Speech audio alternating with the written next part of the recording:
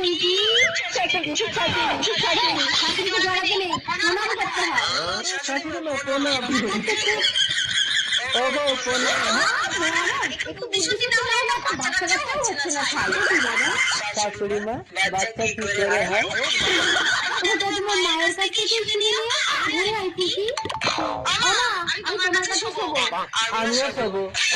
আমার কাছে শুতে হবে না, তুই ওই ঘরে মেয়েকে নিয়ে ঘুমিয়ে গে। কিন্তু মা দেখো তো, একটা মশারি কি জিনিস জানেন না? আমাদের মশারি লাগবে না।